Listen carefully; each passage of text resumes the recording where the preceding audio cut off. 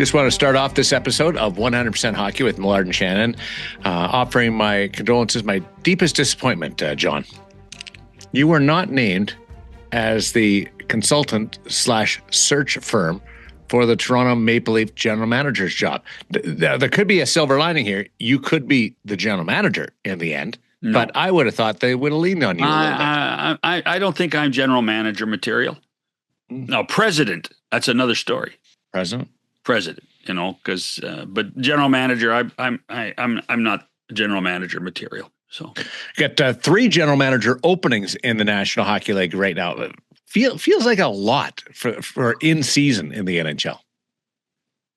And I think that the key phrase there, in season, is one that we don't normally see. We see managers finish a season, even finish at a draft before they're removed. So it is rather strange to have openings in organizations at this point when you consider what's going on in Toronto, where I do think they're going to hire 2 bodies for what has been one position for the last year or so. I do think that New Jersey will look at hiring 2 bodies for what Tom did with the Devils. And then obviously Barry Trotz is still the manager in Nashville as they try to go through the process of finding his replacement. And what I think the Predators have done is pretty darn smart, is that they have taken their time. They're trying to find the right person. They're in no rush to do it because it's, in essence, you do feel that it's a long-term appointment. I mean, look how long David was in the manager's job in Nashville for from the inception of the franchise till 2.5 years ago. So from that perspective, Nashville's doing it the right way at this point, and Barry's still the manager until further notice. So Keith Pelly, the president of MLSE, Maple Leaf Sports and Entertainment, put it out there at his press conference to dealing with the dismissal of Brad Treliving that there's going to be search firms reaching out all over the place to try and find the new replacement. Before I even get off the podium, I'm paraphrasing here, but he ends up hiring the search firm. But there's a little bit of layered, controversy. No, conflict of interest. Conflict of interest, controversy. I think there's conflict of interest. Neil Glassberg is an exceptional agent for coaches and managers. He does an outstanding job. If you go to his website, they do talk about being a search firm. They do talk about corporate analysis. But this one, you do wonder what Keith's process was in hiring someone who has a vested interest in a particular group of coaches and managers in the NHL. Neil. So if you're one of his clients, you're like, yes. Yeah. Well, if you're one of his clients, are you telling him, please don't take my American League coach? So like he represents Jim Rutherford in Vancouver. And so, in the last. What if you're an out of work client? Well, that's different. Yeah. If you're an out of work client, you're going, yes. But wouldn't he have a bias towards his clients instead of other people? Well, I think the optics are yes. Yeah. And here, so I think there's a deeper question to this one. Keith is going to rely on lots of people for opinion. He's going to have to distill it himself to make decisions on organizational chart, on people. And I'm probably pretty sure that this news about Neil Glassberg being hired was probably not supposed to be public. It was going to be a behind-the-scenes consulting situation. Because it not only puts, I think, Keith in a situation of saying, okay, Neil, here's your list of guys, now give me the other list of guys. But I think it puts Neil in a tough spot too. And I do believe Neil's an honorable person. And as I said, so Manny Malhotra is a client in Abbotsford. And he negotiated Manny's deal last summer with Jim Rutherford to stay within the Canuck organization. What happens this year? Jim Rutherford is a client. Manny Malhotra is a client. I think that there's enough of a conflict that it's going to, and it already has raised a lot of eyebrows about what the process is. But when Pelly went on at his press conference and talked all about this search firm, you knew people were going to find out who the search firm was. But there are like search firms, and then there are search firms. I mean, Korn Ferry is the name of a search firm. That's all they do. They don't represent athletes. They go out and find people. Mm-hmm. I'm just meaning when you said that it wasn't supposed to get out, it was going to get out. My point being, see, if I'm Keith, I'm saying who released it, who told people. That to me is another issue within the organization. Who's leaking? That to me is a fascinating question to be asked. Where did that information come from? Because it certainly didn't come from Keith. And if it came from Keith, then he made a mistake. In telling people? Yes. Any idea who gets the Toronto job? Doug Armstrong has always been the guy that appeared to be connected there. Yeah. But, now we're at the point where, when Doug's name was out there, when lots of names were out there, there was no position open, right? Mm-hmm. It really has kind of festered since the dismissal of Brad Treliving. So now we're one step farther along the road with this. So now when Doug's name comes up, he is under contract with St. Louis. Have they asked permission to talk to the Blues? There are lots of more questions to be asked and answered before we figure out who exactly. I mean, the name of the week right now is Sonny Mehta, who is an assistant general manager in the Florida Panthers system. By the way, a Neil Glassberg client. And he's an information-based analyst. The data. Analyst of the data. He's an analytics guy. And is that what you need? And if you need that, do you need someone to help him with the hockey side? The institutional knowledge of how this game works. Those are questions that have to be asked. And I think Keith is actually going through trying to figure that out right now. What cost Fitzy his job in New Jersey? I think in the end that they felt 6 years was long enough. Give you 6 years. We thought we would be better and more successful along the road at this point. And, that's a fascinating company that the Devils are part of. It is a sports conglomerate. Devils, 76ers in the NBA, Washington Commanders in the NFL. There's an MLS team involved. I believe there's a Premier League team as well. They have created basically a giant company to manage all their sports teams, and a central government, if you want. They've also hired Bob Myers, the former general manager of the Golden State Warriors, a former agent, he doesn't manage any of the teams, but he's around to help teams execute plans. You bounce things off him, right? Yes. And so you wonder what influence Bob Myers had in what was going on with the Devils. He certainly has had a role in the Commanders situation, and I would suspect he will at some point be heavily involved in what's going to happen with the 76ers. Fitzy's a connection or a candidate for Nashville, former Predator, and they love their former or their alumni. Well, I think he should be. I think Tom did a bad not a bad job. I mean, Tom Fitzgerald was not at the party where Jack Hughes cut his hand.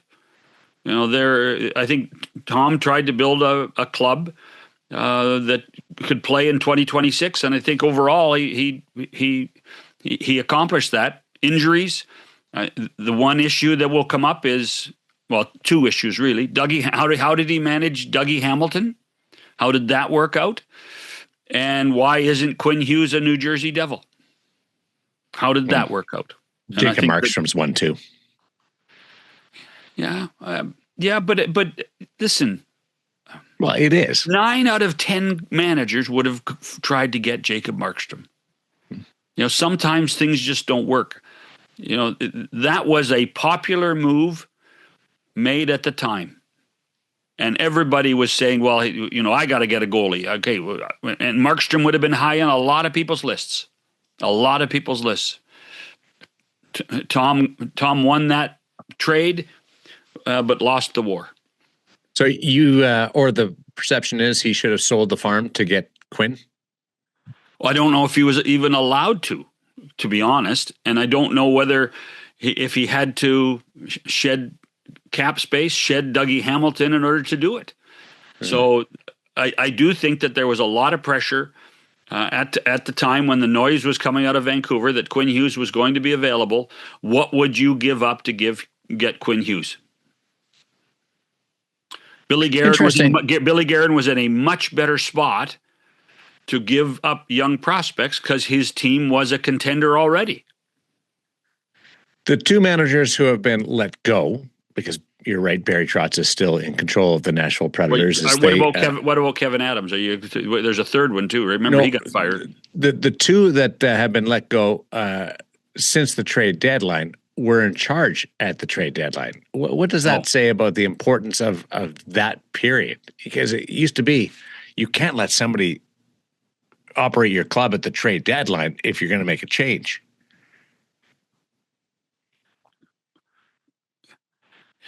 Yeah, I don't necessarily. I mean, I think there's supposed to be enough fail safes within the system. People in the office.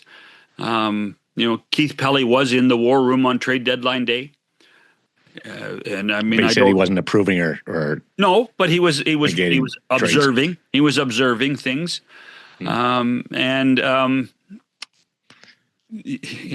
don't know what was going on with the Devils on trade deadline day, but they have enough people around. They had enough people around Tom to make sure that things were going to proceed. So I think Brad would still be the manager today if he hadn't forced the issue, Darren. That's not to say he wouldn't be removed at the end of the year, but at the same time, on that day, at that particular time, he's in charge of hockey ops, as Tommy was. So you have to give them the authority to do what they think's best for the team. I'm going to do something different today. I'm going to step back and just listen to you. Okay, so interview Stan Bowman. Before we talk to Stan, you need to give me one good question for Stan Bowman. One good question for Stan Bowman. Actually, that could be a real good podcast. One good question? One good question. Oh, I was going to say if it's one good question for Stan Bowman, it's a very niche podcast. Well, it would run two times a year. But if you one good question and then blank, and then one good question, and then one good question with Doug McLean, and then you got 40 minutes of content with one good question. Ooh. Why didn't we think about that before we did 100% hockey? Because I liked 100% hockey. Huh. And we hadn't thought of one good question. I didn't think about it until about 40 seconds ago. Anyway, so give me one good question for Stan. I'm buying you time as you think about a question. No. How important is the division title to this group? Okay. Bland question. No, it's not. One, the organization hasn't won a division title since 1987. Right. Number two, the confidence that they can gain down the stretch in distancing themselves from these rivals in Anaheim and Vegas would have to mean something significant internally, or do we overrate that? Okay, that's a good question. And two. Oh, hold on. I got to make notes now. Well, just the follow-up. Is it an advantage playing wild card 1 compared to either Anaheim or Vegas if you're in the 2-3? Well, that you're stating the obvious there. That's an obvious one. What is it? Yes. It is? Yeah. You're much more familiar with Vegas and Anaheim, don't you think? Yeah. So, but I've heard the spin that teams wouldn't mind playing Anaheim in the first round because it's a young, inexperienced team. Oh. Okay. Now, Utah's not exactly been around for 3 decades of going deep in the playoffs either, but they've had a pretty good. Well, how many guys on the Utah roster have been in the playoffs? Not many. Sergachev. Yeah. But so there you go. Okay. How important is that division title to him personally? I will ask. All right, because I just want to step back and I want to watch you guys do your thing, and then I'll come back at the end. Okay. Stan Bowman, general manager of the Edmonton Oilers, with John Shannon on 100% Hockey, the podcast. NHL TV is now on DAZN.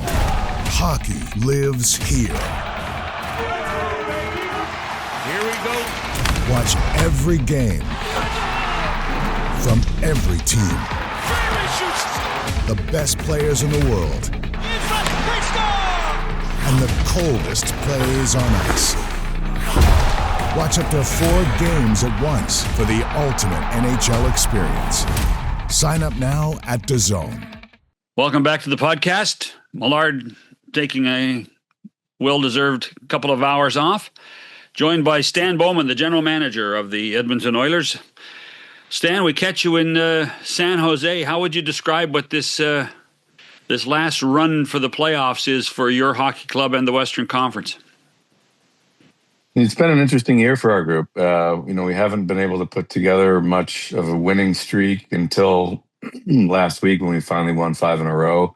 We were going pretty good. We haven't been as good the last 2 games, but we're sitting here with 4 games left, and we have the ability to win the division in our control. If we win all 4, then we will be the champions. So it's strange. It probably doesn't feel like it's been our best regular season, but there's been signs lately that are trending in the right direction. We're missing some players. We've got to get healthy. But I think when you add it all up, we're sitting here 4 games left, chance to win the division. There's nothing wrong with that. No. So how important is it for you to win the division? Well, I guess at the end of the day, it probably doesn't matter that much because you have to be able to win on the road. I think it's nice to have that ability to start at home. So it is something that we're talking about. And like when we started the year, our objective was you can't win the cup if you don't make the playoffs. So, if you win your division, then you're automatically in the playoffs. So I think that was always our goal. But you can't just rely on home ice. Like it's important to be able to win when you're not at home. So, last year we didn't have home ice, and we still had a good run. So, I think this year it's something we'd like to try to do. Do you have an easier way to do it? Would you rather play Utah or would you rather play one of the teams in your own division? Do you have a favorite that way? No, I mean, at this point, you got to beat everybody if you want to go on a run. And I don't know who we match up better against. It's hard to know. I would say all these teams are pretty close, like, ourselves included. I mean, we're all within a point or 2 of each other after almost 80 games. So I would say that it's a competitive opponent, whoever you end up with. So yeah, we're not focused on that. We know that we have to play well, and I think if we do, we feel confident we can beat any team. But if we don't play well, then we're not going to win. So it's probably more so a little bit more emphasis on our game and how we want to play to our strengths than it is strictly with our opponent. You mentioned injuries. We better do the updates early because that's what people will care about. Zach Hyman? Yeah, he'd actually be fine for the playoffs. This was a situation. It wasn't that serious of an injury, but we wanted to try to get him as fully healthy before the playoffs. So, I think we said if it was a playoff game, he would have been playing last night, but we had the ability to get him feeling 100%. So he should be fine. Will he play some regular season before it's over? I think he might be able to play. I guess we got to make that decision. Do we want him to play if those last game or two matter? And so, yeah, I think it's possible, but we're not really that far ahead to figure it out. But and then Leon's the other one. Leon's been out for a few weeks now, and he's just starting to skate on his own. So once we get back with our team, I think we'll be able to timeline it better. But he's doing well. There's been no setbacks. The timeline from the original injury is the same. So we're expecting him right around the start of the playoffs.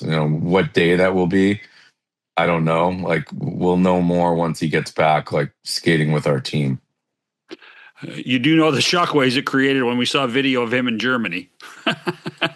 Yeah, no, I know that. And that was just, a lot of players go and get additional treatments here and there. So that was all supported by us. We think it's great. And at the end of the day, you want the athletes to feel like they're doing everything that they're comfortable with to get themselves ready to play. And we thought we were very supportive of that idea.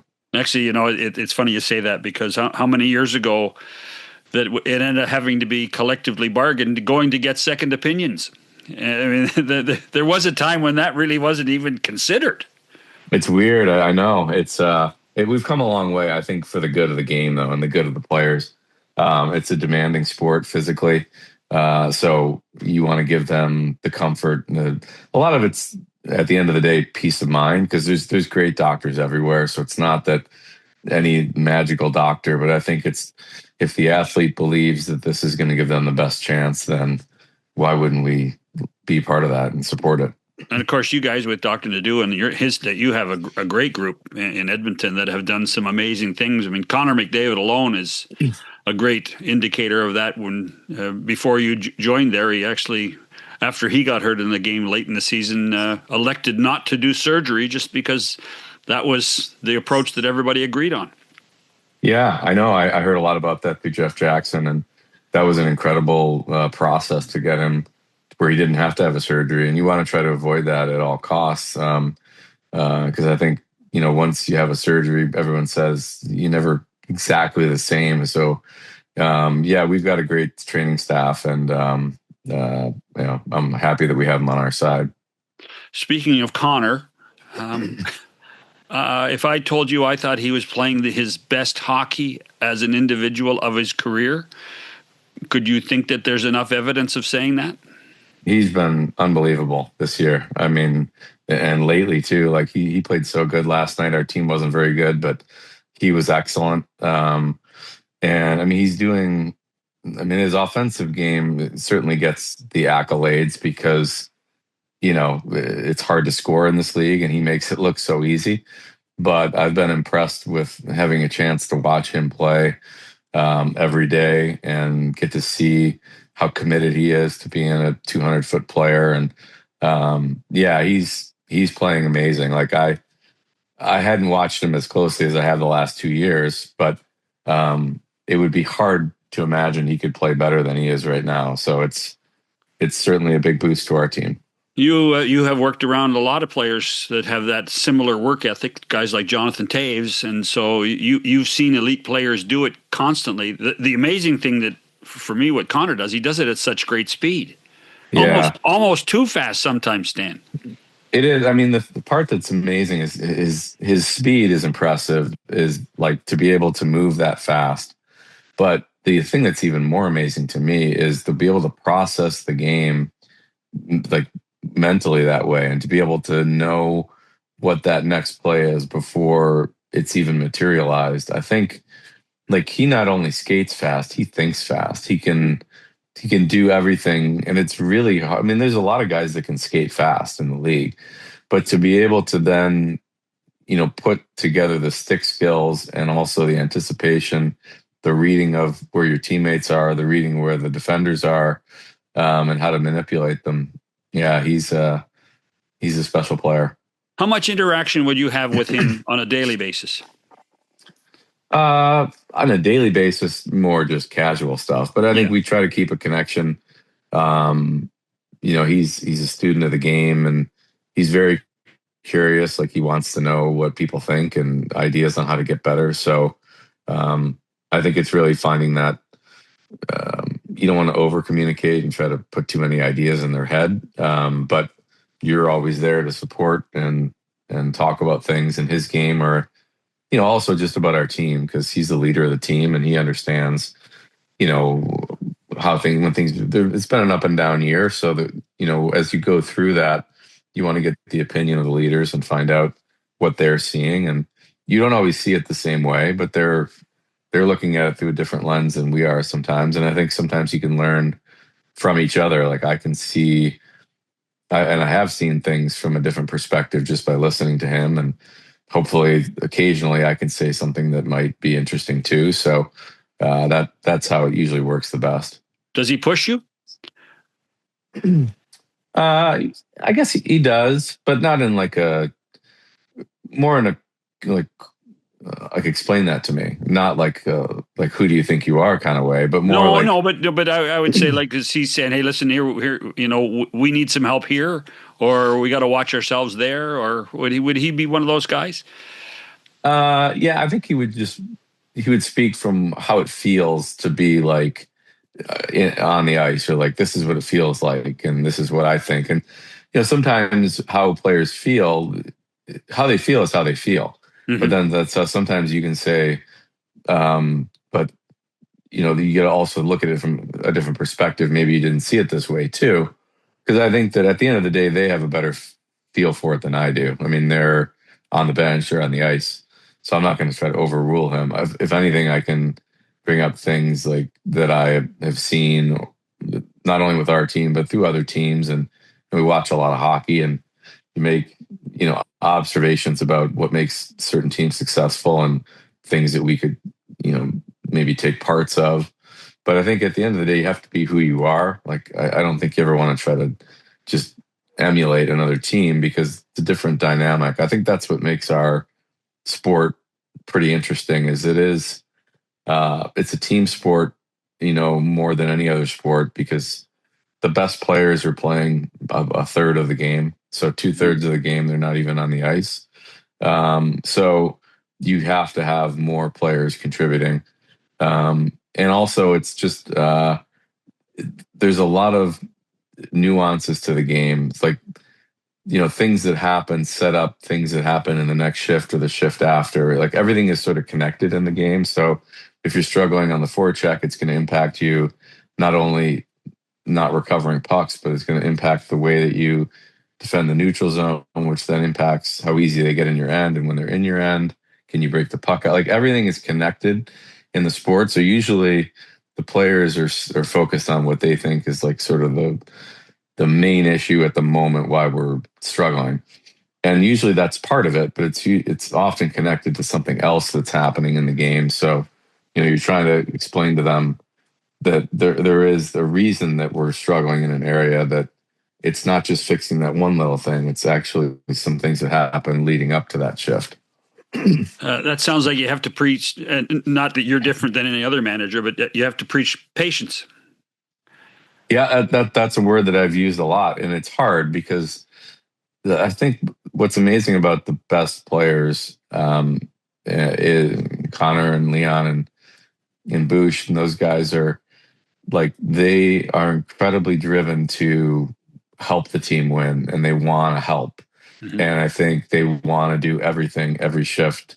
They want to help the team. Like, it's not a selfishness thing at all. They're actually incredible teammates, incredibly selfless people. But I think you're right. I've used that word. Like, some patience is hard though, because there's sometimes this feeling that maybe if I'm not actively doing something every shift, then I'm not doing what I should be doing. Like, I want to help the team, but like, that's where you can learn over time. And I think that's what experience can bring to the picture. And Connor's an experienced guy now. He's been in the league a long time, so he doesn't need my help with that. But it's really maybe just perspective that I can help with sometimes. Your fan base might need some more patience. I think the nature of a fan is to be fanatical, right? And I think that it's a rabid fan base. They're very passionate for the team, and I mean, you wouldn't want it any other way. I mean, of course, yeah, you wish sometimes when things are maybe not looking great, but that the sort of the fundamental. There's a lot of randomness to the sport, unfortunately. Like, that's the reality of professional sports, and especially, it's a relatively low event game. Like, whereas like some other sports where there's lots of scoring, but if there's like 7 goals a game, that's not a huge number, and like you're prone to randomness when that's the case. And I think that's what we have to try to sort through, what is really an issue and what is just, look, we're getting a little bit of a bad luck. We're doing really well. We just got to stick with it. Mm-hmm. And I think sometimes the fans maybe don't see that, but I get it. That's how it works. We're with Stan Bowman, the general manager of the Edmonton Oilers, on 100% Hockey. More after this. Car shopping should be exciting, not exhausting. That's where Car Gurus comes in. They have advanced search tools, unbiased deal ratings, and price history, so you know a great deal when you see one. It's no wonder that Car Gurus is the #1 rated car shopping app in Canada. When you're car shopping on your phone, it shouldn't be a maze. You need to see all the information. With the Car Gurus app, you can. Powerful search tools that you see deal ratings, price history, and dealer reviews on listings all in one place. And you can turn on real-time price drop alerts so you never miss a great deal. Car Gurus connects you with trusted dealerships when you're ready, ensuring a transparent, hassle-free buying process. Buy your next car today at cargurus.ca. Make sure your deal is the best deal. That's cargurus.ca. cargurus.ca. Welcome back. Millard's off. John Shannon here with Stan Bowman, the general manager of the Edmonton Oilers. Stan, have you followed the social media discussions on why Evan Bouchard should or shouldn't be a Norris Trophy nominee? It's hard to not see it. Yeah, there's a lot of attention on it. And I understand segments of it. I think the hardest part is, maybe when you don't watch him every day. Like, of course I'm biased because he's on my team and I think he's an incredible player. I also have the benefit though of watching him every day. And I think maybe some of the people who don't, it's kind of a sign of the times that we're in, where it's the culture is very take little snapshots here and there, and it gets a lot of attention. And for whatever reason, there's this story around him that he's just the liability defensively. I mean, it's really, if you watch us play, it's not true at all. He's actually a great two-way defenseman. I mean, he's one of our best penalty killers. Like, he defends when we're up a goal. Like, we want him on the ice. It's not just when we're chasing the game. So yeah, I don't really understand it. I mean, I watch him play, and he's such an important player on our team, and I think he's been the best defenseman this year. But I realize there's some great players out there. So it's certainly he's in great company around the league. But yeah, he's had an amazing season for us. Has Paul Coffey changed that a little bit? Have you noticed a difference with Paul around again? I don't know so much with Boosh. Boosh has played great with Coff. I think just with our team in general has played better since the Olympic break as a unit. And it's not just the 6 defensemen. I think it's like our 18 skaters have had a more purposeful game. And I think so yes, our defense has played better. But I don't know if it's necessarily a magical thing. But Paul's done a great job. I think he's really helped, and I know that he and Bush have a great connection. And they were obviously Koff was a different type of player than Bush as far as his skating, but he was an offensive defenseman at the end of the day. I mean, he was the guy that scored so much. So I think he played that role and he understood what Evan's going through. And I think it's been good to have Koff there. And I think he's done a great job. All right. I haven't buried the lead. How's your goaltending? Your goaltending hasn't been great all year. I mean, it's had stretches where it's been really good, and then stretches where it's been really struggling, and then it's had stretches where it's been fine. I think I would say it's been better when we've been able to play a more organized style of hockey in front of the goalies. I guess that's not a surprising comment. Like, I guess for any goalie in the league, when the team is playing a little bit more of an organized system. There was a game recently when Ingram was interviewed after the game. I think he might have gotten a shutout. Yeah, he did. That's right. Yeah, and they said and he's like, I didn't even really do anything tonight. Like, it wasn't, all the shots were, sort of from the side and no screens, no, deflections. So, and I think in those moments when we play those types of games, our goalies are good.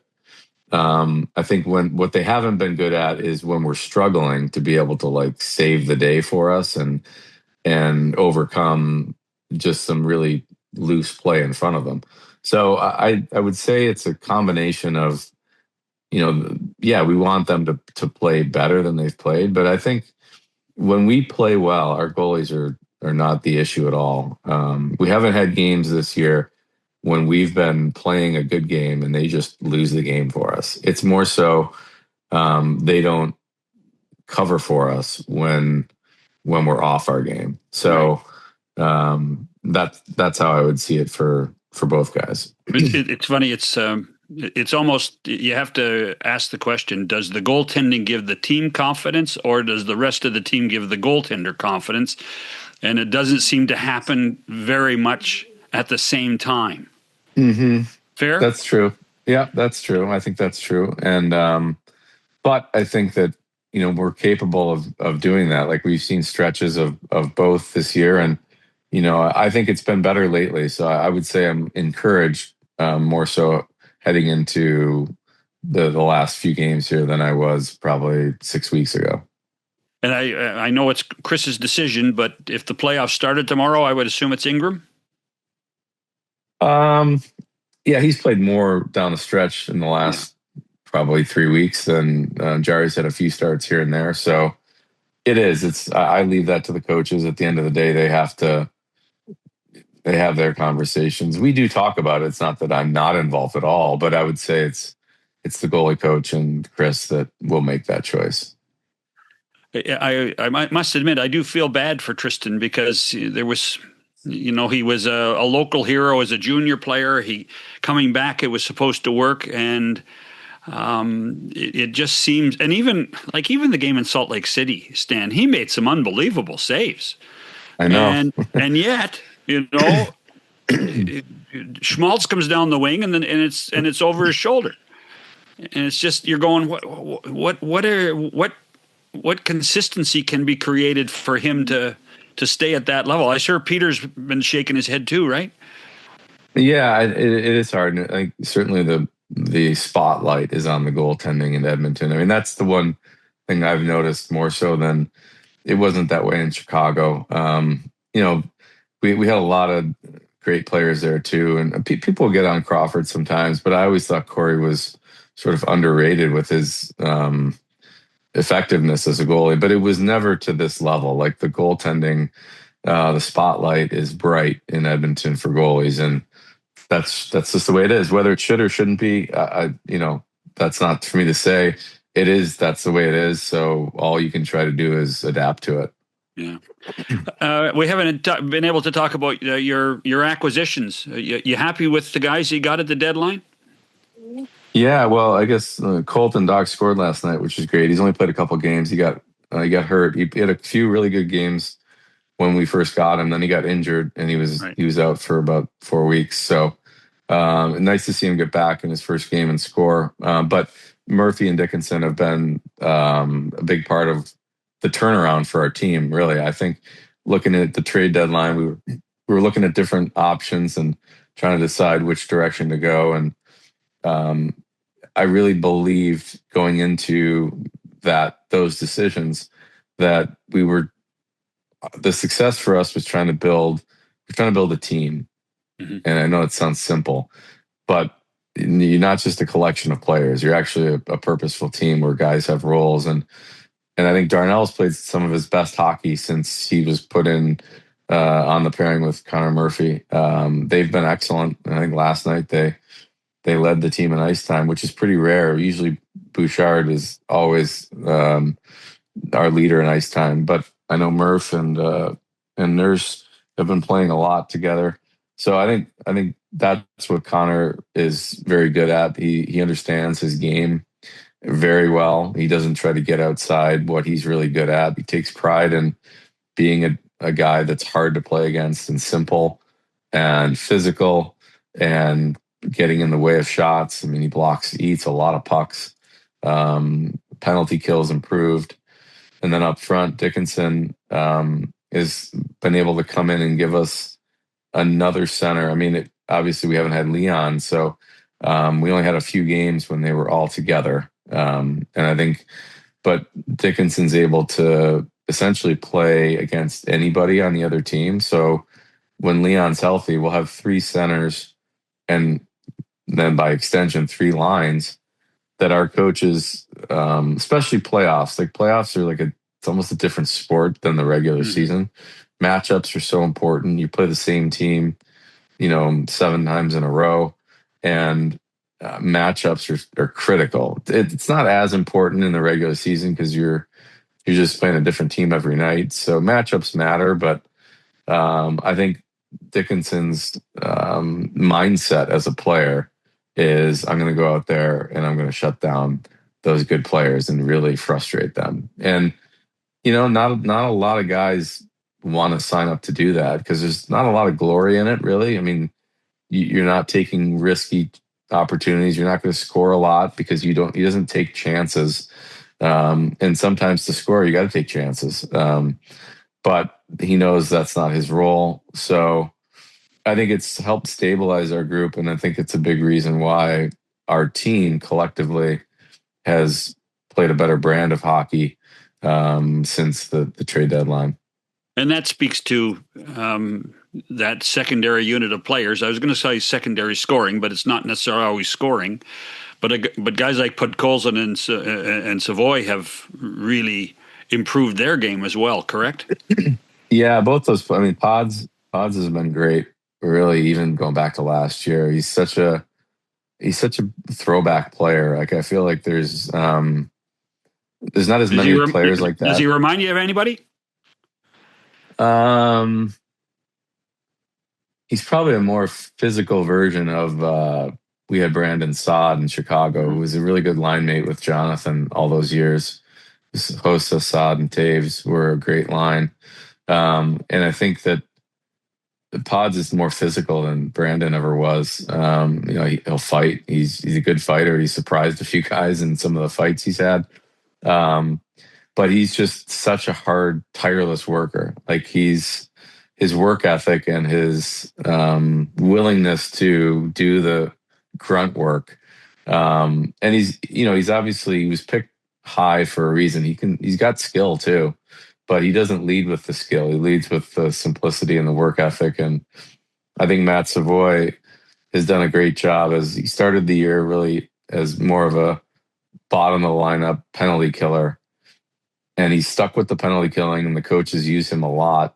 But he slowly worked up to where it was really just in the last probably 3 weeks when he's moved up to the top line, and he's been an effective offensive player. But he took pride in being a two-way player and simple, a guy that coaches could trust. And I think it's a good lesson for players. I mean, Matt was a great scorer in junior. So I think, but he recognized that it's not just about points. You got to be able to get on the ice. I remember Barry Smith used to tell me that when he was working with my dad, and then he came to work in Chicago. And when he would work with players that weren't playing very much, he'd say, you got to find a way to get yourself on the ice. Like, so you got to talk to the coaches, like, what do I need to do to get a shift? And then find out what that is and then do more of it. So you got to be a player. And then once you've earned their trust, then you can sort of spread your wings a bit. And I think Matt's been able to do that. And he's a talented player. Like, he's got ability to score and make plays. He plays an up-tempo game too. Like, he pursues the puck, and he's a busy player, which I think is a great quality to have. And he's fit in nicely. With Leon going down, somebody had to step up, and it was probably Podkolzin, and Savoy have probably stepped up the most. Well, and Savoy, let's face it, he can keep up almost with Connor's speed, and that's so important. It is. I mean, Podsy's not that kind of like skater like those two, but he's more the power guy, and he's just the worker that wins a lot of battles, and he plays with a lot of desperation. So that line's been effective for us. Whether it'll change when Leon's back and Hyman's back, I don't know, but I think it's nice to know that we've got options for the coaches. An internal competition, Leon and Connor demanding the wingers, Yeah, it's great. Yeah, I know. Yeah, Podkolzin's had a great run with Leon. Like, I think they've played a lot of hockey together and played well. So yeah, I don't know where Pods will end up when Leon's back, but they can fight that out. Before I let you go, not an Oiler discussion, but God, what a peripatetic time to be a coach or a manager in this league. Open jobs, changes. Yeah. What do you I mean, the good thing is you can sit back and observe and say, okay, things are pretty good here. But what do you think's going on in this league?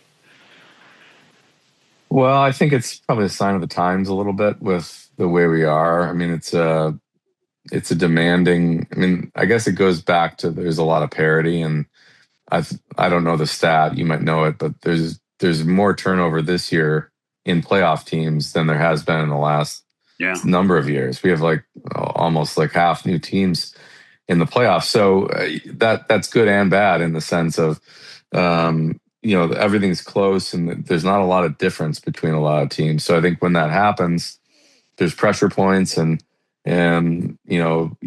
if a team's struggling, it's tough to change a lot of players at once. So maybe you change a coach or a manager, and hopefully that can be a springboard for you. So I think it's probably just a sign of where we are in the parity of the league, as well as, the society we're in. It's a demanding culture for sports. And owners thinking they can make the playoffs. That's right. That's right. Thanks for this, Stan. By the way, I say this earnestly. You are the second most prolific Bowman on this podcast, because your dad has been remarkable for us for 2 years. I know. He's, I mean, obviously you get a chance to talk to him. He's sharp as a tack, and talked to him the other day, and he was telling me about a game he was watching, and something we should look into, and I should talk to our guys about, what do you think of this idea? So he's going strong. His mind is working, and it's pretty fun. I'll tell you what, he's even busting my balls every once in a while, which is good. So good. Thank you, Stan.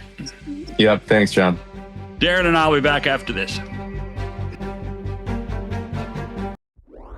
With the NHL app, you can listen to every NHL game right from your phone. And with home and away broadcast feeds, you choose your way to listen. And he scores!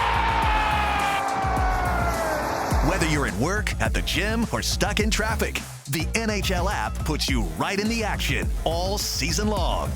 Every team, every game, everywhere you go. Download the NHL app and never miss a moment.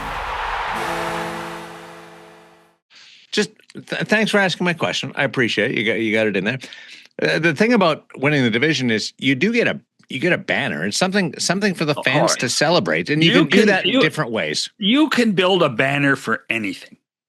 I mean, we might have to have a banner here at 100% Hockey. I would love that. You got a hat, we'll get you a banner. Yes. So let's do it. What would be on the banner? 200 episodes?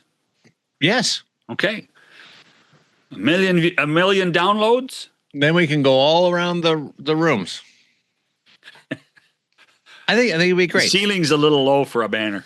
No, but it is celebrating an accomplishment for but you know the team, as well as but the fan base too. You look up. I know. I love Edmonton. Looking at all those banners that go across. But they have rules on the banners. There are certain things that that have to occur for the team to get a banner. So, well, you win a division, you can hang a banner. You're right. But for instance, even their Hall of Fame, even their numbers, you can't have your number retired in Edmonton until you're in the Hall of Fame. So that's when you get the individual banner. So there's banners are good. Banners are good. What You're banner not convinced. No, I'm not. But that's okay. I'm trying to be nice today. Well, Ovi is going to have his number 8 retired by the Washington Capitals at some point. I don't know whether it's going to be next year or 2 years, because I don't know whether he's going to actually play. He's going to take the off season to decide whether he's going to continue his career. His contract's up, so yeah. Do you think he's done? All indications are that he's going to walk away, but there's been very little said about any decision, firm direction on that. Another 30-goal season. He's certainly not as mobile as he once was. But when you can score 30 goals in the National Hockey League, you are doing some value. I'd like him to keep playing. Yeah.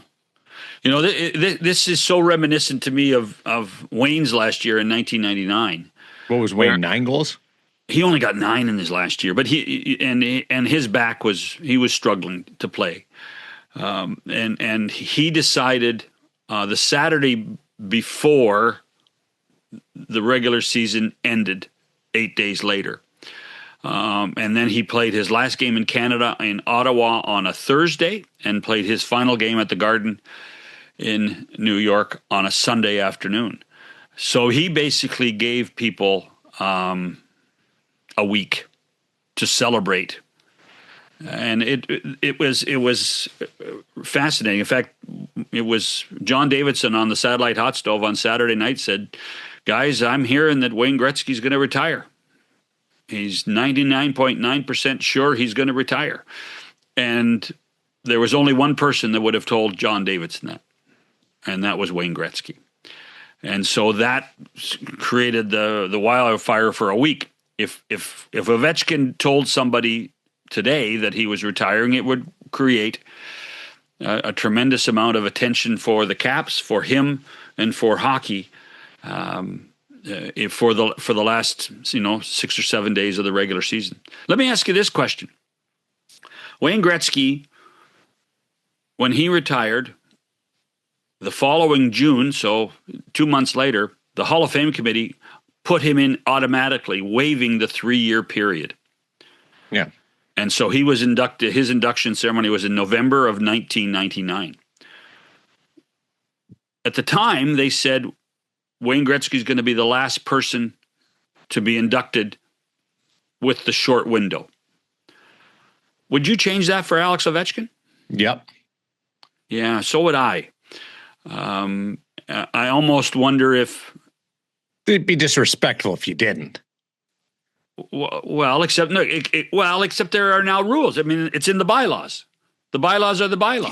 They changed the rules to do that. You can change the rules to undo that. I don't disagree with you, but it's certainly something worth considering. So therefore, Ovechkin, in order to get in this year's Hall, would have to decide by the end of June to retire. And then to me, he's an automatic. Like when I say an automatic, people are going to say automatic. Of course, he's an automatic. No, not waiting the 3-year period to play. Like Jaromir Jagr, up until now, has not been eligible to be put in the Hall of Fame because he's continued to play professional hockey in Europe. Yeah. I believe 2 weeks ago, Jágr announced his retirement. At which point, Jaromir Jágr will have to wait the 3 years to be inducted into the Hockey Hall of Fame. Well, but the fact that Ovi hasn't said anything about his future tells me that he might come back. That gives me optimism. But all things do point to the contract's up. He's over 40. Everything points towards being done. Right. No question. There's a couple of little crumbs that give me hope. Yeah. The question becomes, from a purely hockey perspective, and we've already heard what I said about scoring 30 goals in the NHL. Is he an asset right now to the Caps? Is he helping the Caps win? That, I think that's a question too. How much of a lesser role would he accept? And how much less money will he accept?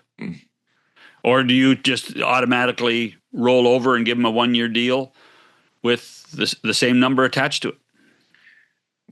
That's tough. I know.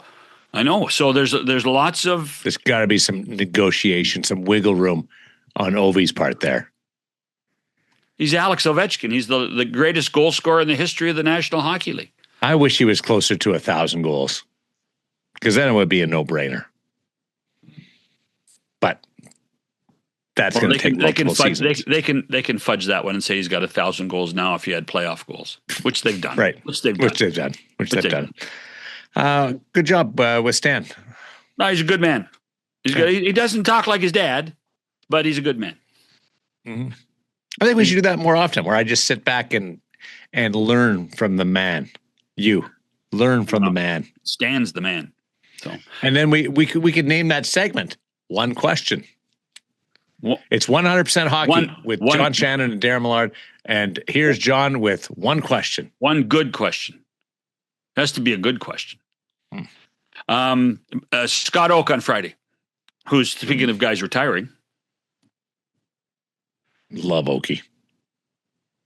And he's going to make us laugh. Well, and again, he would also know about Halfway Tree. So, oh yeah, that would be one good question. No, it wouldn't. I went through my phone the other day. I have like 35 pictures of the Halfway Tree between Brandon and Winnipeg on my phone. That means we have 35 listeners. We'll talk to you on Friday with Scott Oak on 100% Hockey with Millard and Shannon. Make sure you give us a thumbs up on YouTube and a like wherever you download the podcast if you're doing the audio version. But the video portion has really been a hit. We've loved the interaction. Seems to be, again, more interaction on that side. So keep the questions, the comments coming to John Shannon and Darren Millard with 100% Hockey.